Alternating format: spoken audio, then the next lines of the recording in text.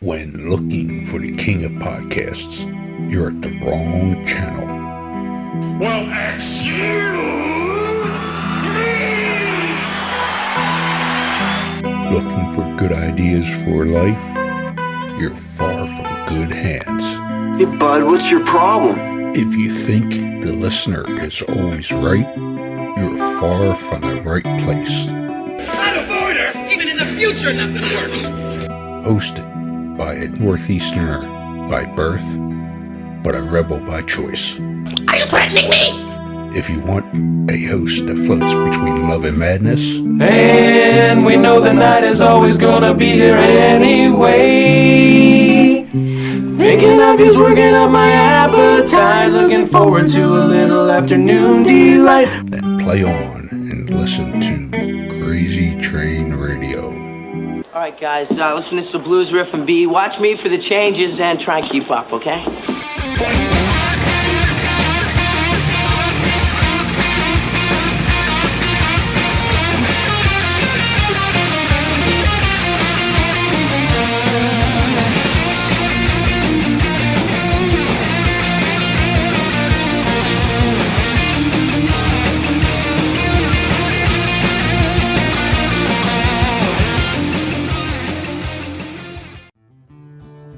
Warning, creators of this game do understand the subject matter may be offensive to some, but they do honor the families and people that have been affected by these real-life tragedies that these individuals have caused. Want to play a game? Oh, yeah! Lover of true crime? Yes, yes, yes. Well, we got an interesting game for you to check out. Wow. With the mashup of influences such as horror movies, collecting cards, and RPGs. What? Led to giving birth to an incredible creation of this game, Killers, the card game. You are all my children now. This game is a collectible trading card game featuring some of the most infamous killers, with tidbits of trivia on the back of each card to help you learn some insight to each criminal. Who the hell are you? Let's not forget, during the game, cops will be chasing you and these criminals. I'm a cop, you idiot! However, check out their website listed through all social media today, which can be found under Killers, the card game. Am I on the internet? I want to play a game.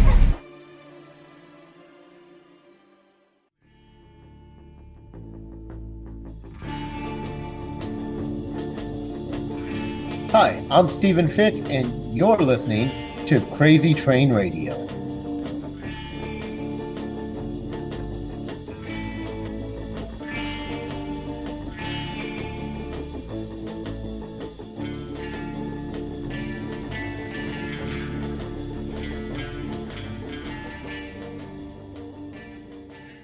Hey folks, it's your least favorite host in the podcast world, Croc, Jonathan Steele. And boy, do we have a good one for you today.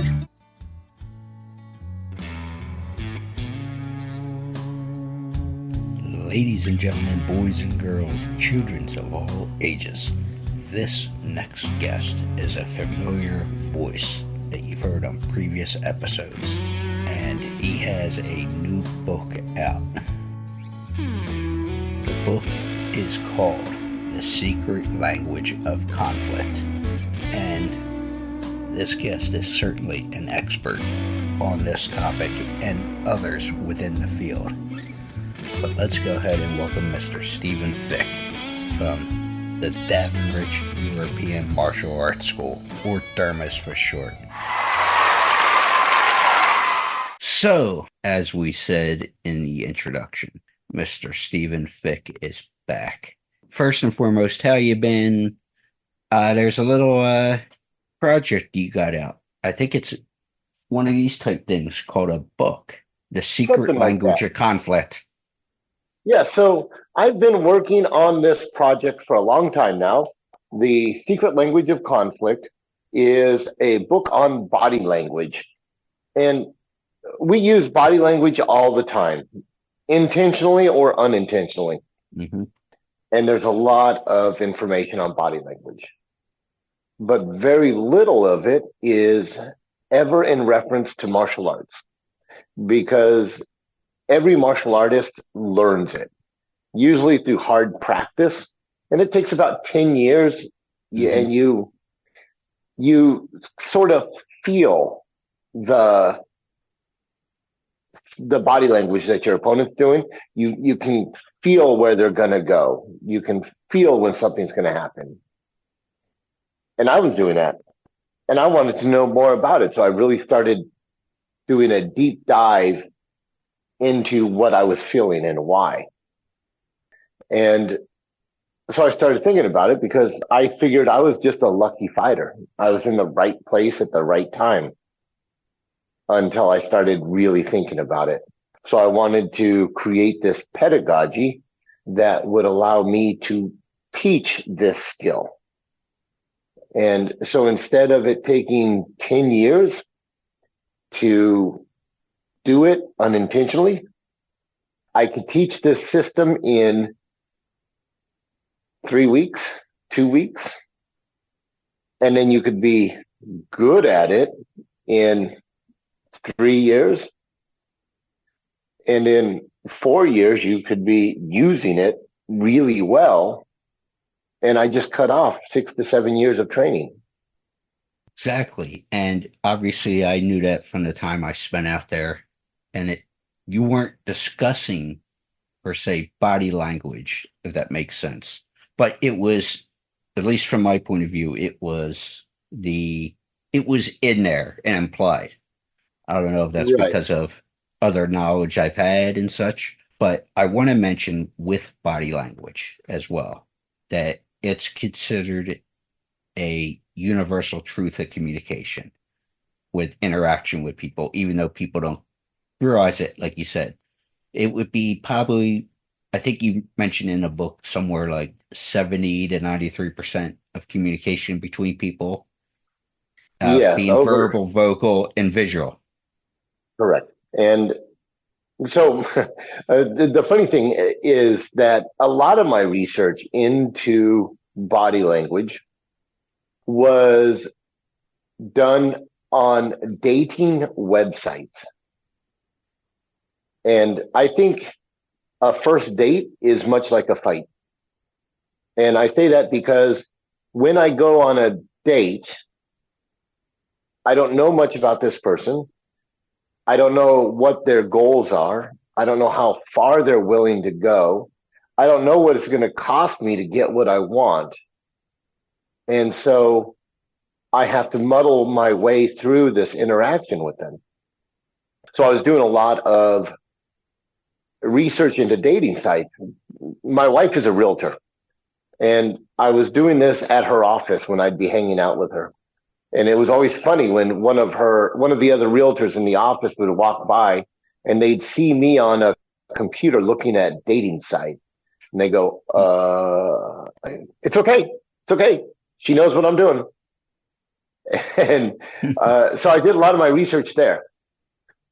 And then just looking at not just the dating body language sites, but interview sites, and then looking at a lot of research papers on violence. One of the things that most people don't think of is outside of an establishment that sells liquor, most of violent interactions between people occurs at children's sporting events. Why would you say that? Well, you have these parents that played baseball or soccer or something like that, and they loved it, and they're putting their kids into it, and they're watching it, and they're reliving their childhood or their dreams through their kid. And then when the umpire or the referee makes a call that they disagree with, they get angry. And we've heard stories of referees being attacked. many stories of two dads from opposing teams getting into a fight because one of their kids got fouled or something. So outside of liquor establishments, children's sporting events are the next most violent place to go. And who would have thought? Yeah. Well, your dad, as folks may or may not know, obviously I know this, but did you have any firsthand experience with that as they were your kid was growing up? I did not. When I took my boy to play basketball, he did soccer, different things like that. Because of what I do for a living, teaching martial arts, I am not as engaged in what other people are feeling. It's more about what I'm doing and what I'm controlling. Mm-hmm. And so I'm just not around people like that. I make the conscious choice. Mm-hmm. And that's one of the things in this book, The Secret Language, is that learning to read body language allows you to avoid situations. And the best defense is to be somewhere else. So one of the things, the first half of the book is learning to what I call stack signals. You can look at somebody and their body language can tell you one thing, but if you look at other signals that they're giving away and you stack them up, it gives you more information about what is possible or what is imminent. For instance, somebody whose shoulders are raised and their hands are in fists, it could mean several things.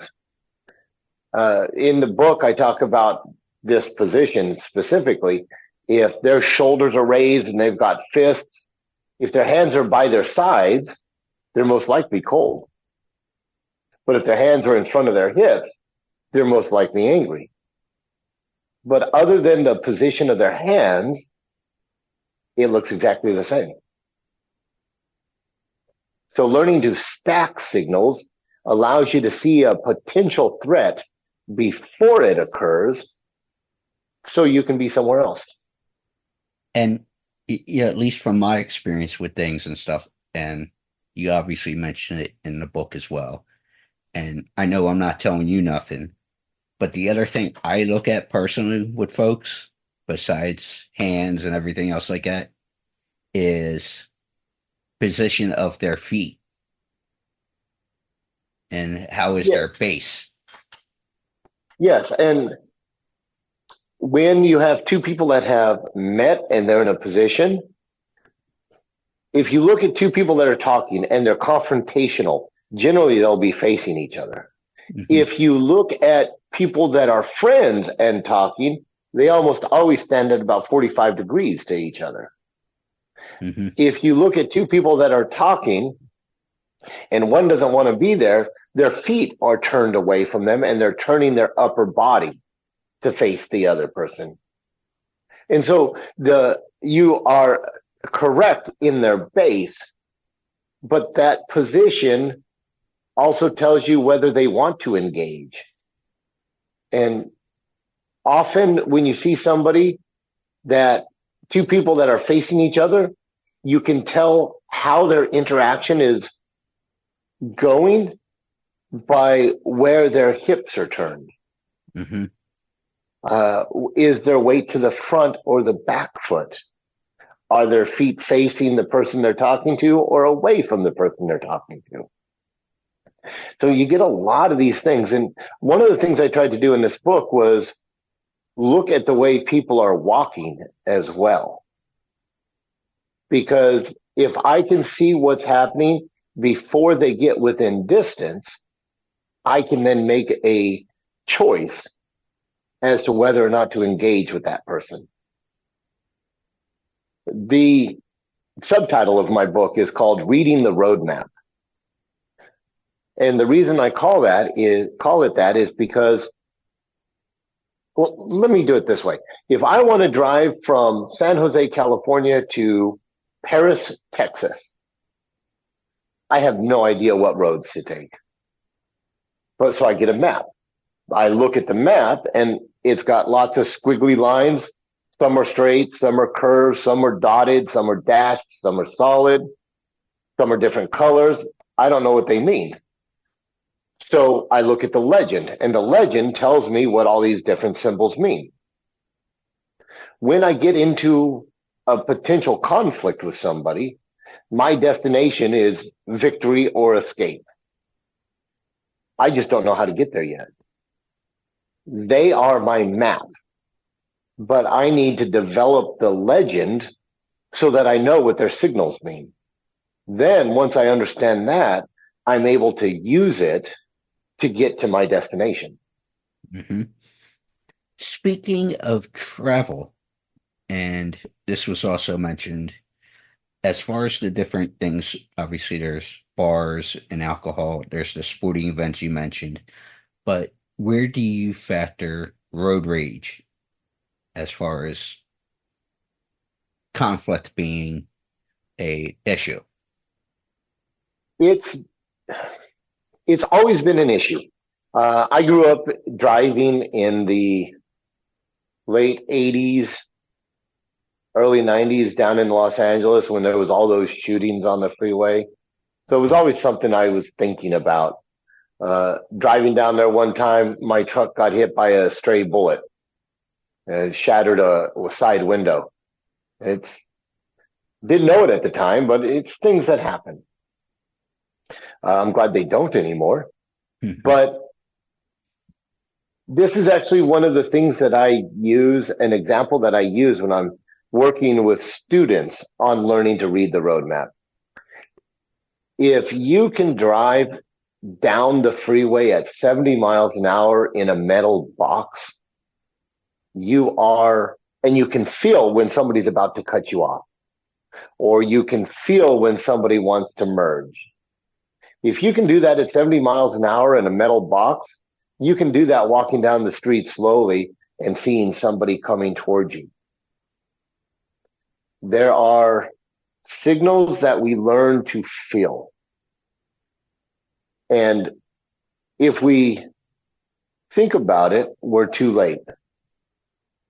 So we need to train ourselves to see it, but feel it. And then I don't need to think about it. Mm-hmm. One of the things with martial artists who go through the practice doing this and learning it through repetition and hard-won experience is they do it subconsciously, which is fantastic. But the problem then is that they are always reacting with it. If I understand what I'm seeing, I can then tactically use it because my opponent is also reading my body language, whether they know it or not. And if I understand how all of this works, I can use my body language to influence their choices. So one thing I found interesting as well, and if you don't mind explaining it, is you referenced the Grayson-Stein study. So what is that exactly? The Grayson-Stein study is really fascinating. They filmed about 30 seconds of footage of people walking down the street in New York. Then they took this footage to prison and showed it to violent felons. And they asked the felons, looking at these people, who would you attack? And they did this individually with these different people in prison. And then they took that information and they looked at, okay, so prisoner A said these three people, prisoner B said the same three people. What do these people have in common that would encourage a potential attack? And it could be things from as simple as and as understandable as not paying attention. This was done in the late 80s, so they didn't have cell phones at the time. Nowadays, how many people are walking down the street on their cell phone, not paying attention to what's going on around them? Yeah, they spend their time looking down, or they're looking in their bag, or a lot of times, especially with young women, we see them walking with their head down because they don't want to be seen. So if I don't see you, you don't see me, I'm not a threat, therefore you don't attack me, kind of mentality. So things as simple as that, but also people with different hairdos are more likely to be attacked or not. They found that what the felons were picking were women with ponytails were the most likely to be attacked. Women with their hair down were less likely. Women with short hair or buns, the least likely to be attacked. And that's because these are easy handles that the aggressor can grab onto. Mm-hmm. Also, something that they looked at was the gait of the walk. If people bounced, they're not necessarily in their body. And this is something that they found that the felons picked up on. And these people that they talked to, they didn't know what they were feeling or why they chose these people. It's just the feeling they had. And it wasn't until this study that they actually started really comparing what each of these people, these potential victims, had in common. Right on. And it's funny when you mentioned bounce and somebody's step and stuff. I always go back and reference from a martial arts standpoint. I always think of Benny Eucadis, because the way he would teach certain people, say like Patrick Swayze from Roadhouse and such. I'll use that as the reference. He would teach, because Patrick was a dancer. So right. Benny would use as a sensei and a teacher, he would use that, okay, you bounce and you dance and you do this and that. He would use those basic movements that his student, in that case, Patrick, would use to teach him fight choreography and all that fun stuff. So that's kind of what popped into my head when you mentioned it. But I'm going to share a link for the book on all outlets. But I'm curious to know, because I know we've talked about this on this and off air too. You've been looking to do some fight choreography and you've been dipping your toes in different projects. So how's that been going? That's been going well. I actually, earlier this year, a show I did came out on Prime called Crypto Shadows, directed by a gentleman called James Fox, who is also an author of sci-fi. And he has got a trilogy that's just come out that some studios are very interested in doing. And he wants to bring me on for choreography for that, if that gets picked up. When people think about fight choreography, they always think of fighting. It's not always fighting. I did one stage show called Insignificance, where they brought me in for one thing, and that was a slap. But the show was on a horseshoe stage, so it had people on three sides, and I had to hide this slap from all three sides. And so choreography could be violence. It could be both parties engaging in violence. It could be one person engaging in violence. It could be just simple falls. I did one show called Terra. And in Terra, one of the things I worked with the actors on was there was a big explosion that was going to be green screened. So I had to have him fall back without hurting himself. And so that's been a lot of fun. But another project I'm working on right now is called Fightcraft. And Fightcraft is a TV competition show. Think of Forged in Fire. But this show is for fight choreographers. Every competitor sees the same intro footage leading up to a fight, and then they create the fight of their own design, and then it's judged by professional fight directors and stuntmen on the 3 S's. Does it stay in the story? Does it fit the style of the movie? And does it maintain the safety of the cast and crew? And so this is a project that I very near and dear to me because it was my idea, and I really am excited to see that it's picking up steam. Going back to the book, Secret Language of Conflict, violence and choreography can be shown without there ever being a punch or a kick thrown, because the audience with the proper body language can feel what the actors and the characters are trying to tell you even before there's any physical violence. Since we went back to the book, I'm curious to know, there's obviously different signs of submission.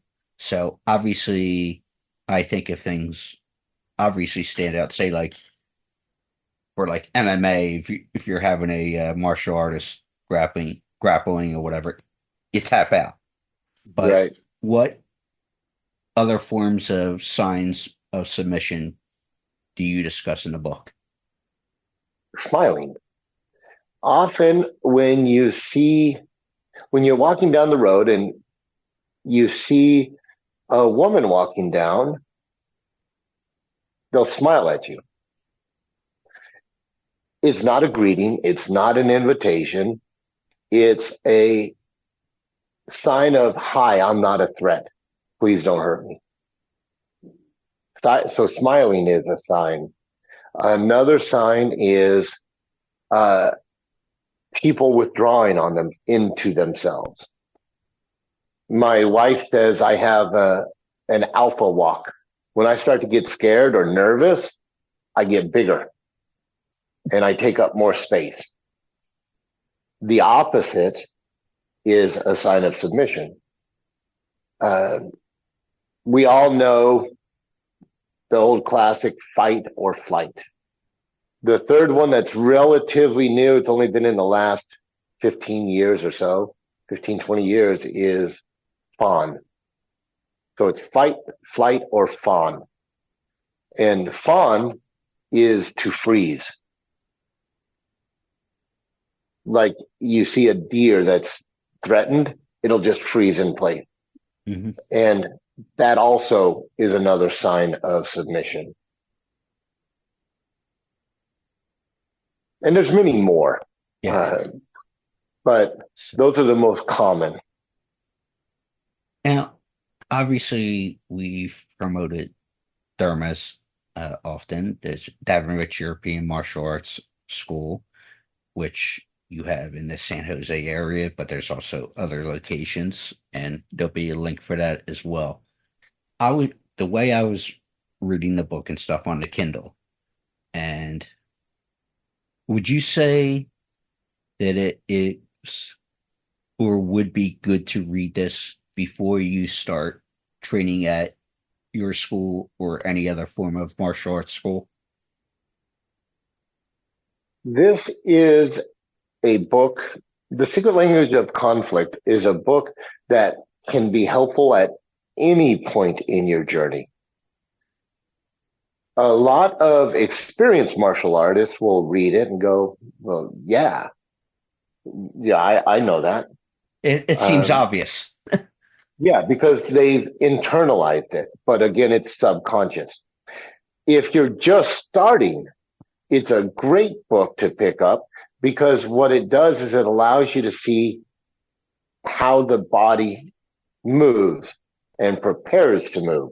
I was telling you the first half of the book is walking down the street and seeing signs and stacking signals. There's also an aggression chart in there, red, yellow, green, things to be aware of, and different levels of potential threat. The second half of the book is you're now engaged in the fight. So we look at the body from the feet up, and we look at balance and where the balance is on the foot, which foot the most weight is on, where the knees are in relation to the feet, where the hips are, where the shoulders are in relation to the knees and the hips and the feet, how the head is moving, where all their balance is. If my balance is on this side, I can really only move this direction. If my balance and my weight is on this leg, I cannot easily move that direction, which means if you force me to have to move that direction before I can move, I need to shift my weight and then I can move. You've just taken time from me. And those little seconds matter. Right. And something that a lot of people don't think about with combat. Combat moves in musical notation, not chronologically. So we move in beats of time, like music, a whole beat, a half beat, a quarter beat, eighth beat, 16th of a beat, 32nd of a beat. Right? Just doing this is a 32nd of a beat. But now I've told you something because of the way I turned my hand. Because not only did I turn my hand, if you watch this shoulder, the shoulder moves a little bit. That means all my balance is now shifted this way, which means that direction is going to be a little more difficult for me. Mm-hmm. Exactly. Well, we want, obviously, everybody to grab the book, The Secret Language of Conflict. But, and like I said, I'll have links for all that. But final question for me, because I know everything online is true. But yeah. Exactly. But there was a rumor you recently just saw the movie Fall Guy in the LA area at one of both our favorite places in Rancho Andala. So what was it like watching that type of movie that talks about stunts and everything else like that with our friend who is known for stunts and everything else and martial arts, et cetera, et cetera? That was amazing. That was actually the third time I had watched that movie. Okay. I liked that movie so much that I've watched it 2 other times before that. And when I was there, we wanted to watch a movie. And I said, we have to watch this movie. And sitting in the front room with Anthony watching The Fall Guy, he kept pausing the movie and telling me things about the industry and about, oh yeah, they're talking about in this scene with this phrase, they're talking about the way they used to work with celluloid film. And there were so many little things in there that I had no idea about. So, it's like going to watch an opera with Pavarotti, and he's telling you about the techniques that the singer is using. It's so much fun to hear all the, not just behind the scenes, but the history of Hollywood, because there was a lot of historical references to the way films were made in that movie. Absolutely. And it was entertaining, educational, and just a lot of fun. And afterwards, he's like, I'm sorry, I kept stopping. No, tell me everything. I want to know. Exactly. And it's funny because I was just watching, on a side note, as we wrap, I was watching his project he was involved with, Star Stunts in Action, which breaks down a lot of that stuff. And obviously, I keep in touch with Jason McNeil, who was involved with that as well, who I know is a mutual friend online at least. But it's funny because the one episode I was watching, and Anthony was talking about the staff, and it's like I sent you a text on, oh, it's like, okay, I remember you teaching me this and that, from front to back, just all the basics, because to give full context with the text I sent you, it was funny because, to let the audience know, I was so dead tired because the travel sucked heading west. But it was, so I had maybe about 3 hours rest at Steven's place. Get up, go to the school and all that. But all the stuff they were talking about with the staff and all that stuff, it's like, it clicked in right away. Oh yeah, Steven mentioned this, Steven mentioned that. As far as the hand-eye coordination and all the different techniques.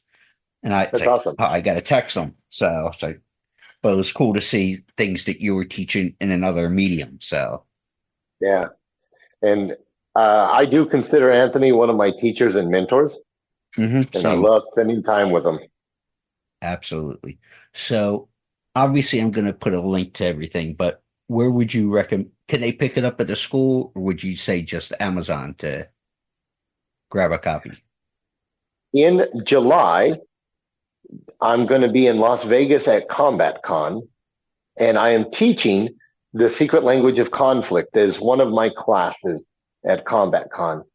So I have copies of my book at my school in San Jose. I will have copies of the book at Combat Con, and you can pick it up on Amazon anytime that you want, and you can get a printed copy or a Kindle version. And if I might, I'm currently working on another book right now, which is called The Writer's Guide to Swords and Armor.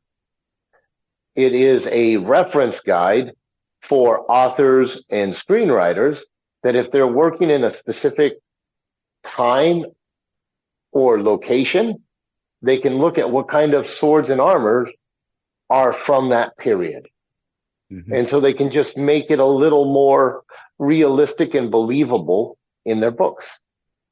Right on. And if you ever have a chance to visit the school in San Jose, and this is one of the things I love about it, and it's not the one you're probably thinking of, the side room, but now it's that, as nice as that is, but the thing that really appreciate, and obviously you can tell, is the library that you have in the school to, like you said, reference the historical documents and history of weapons and history of that. Yeah. And just the stuff you have there is, I could sit there all day and read and nitpick and actually learn something. I like to call the library the armory of the mind. I have an armory filled with weapons. That's next door.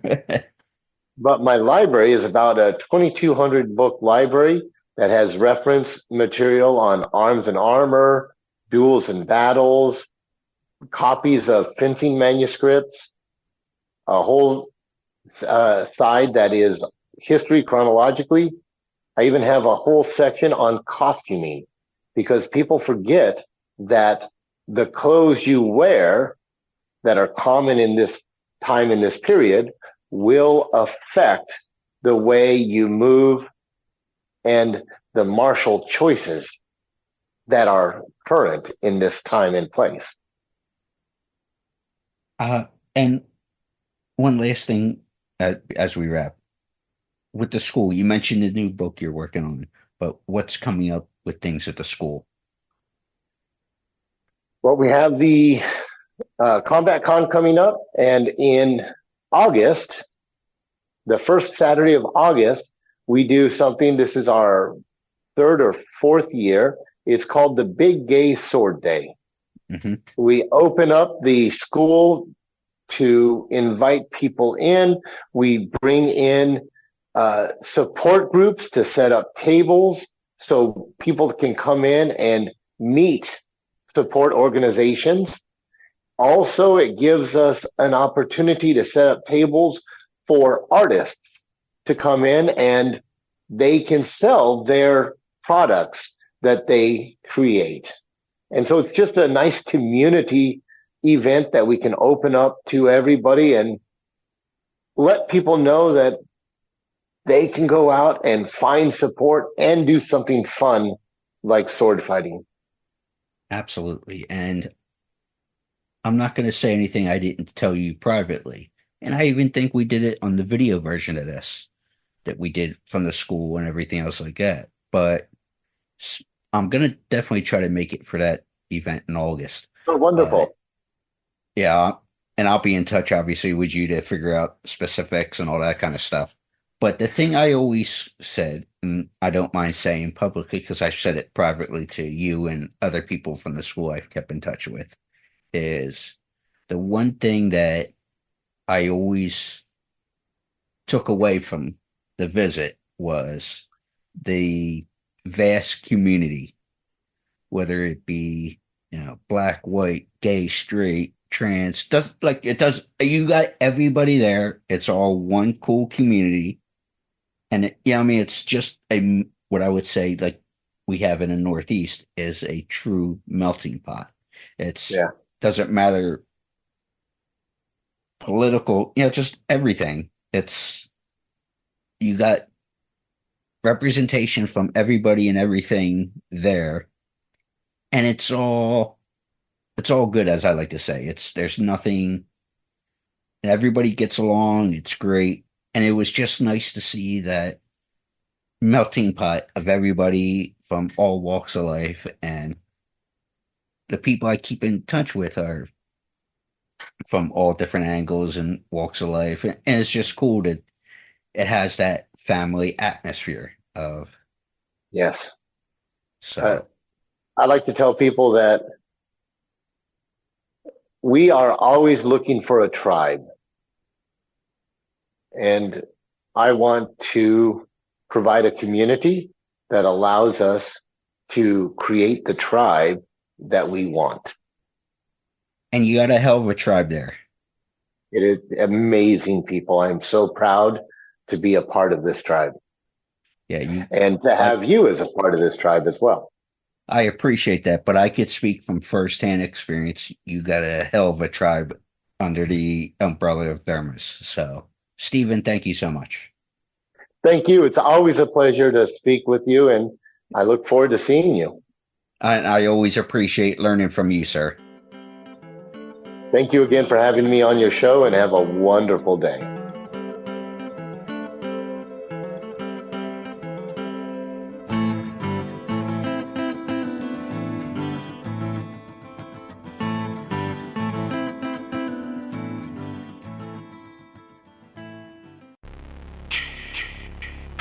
Hey there, Friday fans. We know how much you enjoy the movies. Enjoy grabbing your Friday merchandise and interacting with the Friday family, whether it be at conventions or during our particular watch-alongs.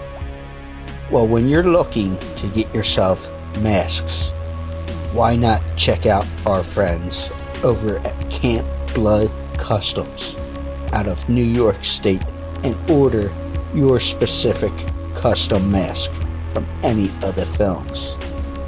All orders are made specifically. Your needs and wants are. Make sure you find Camp Blood Customs on Facebook, Instagram, and all over social media and order yours today.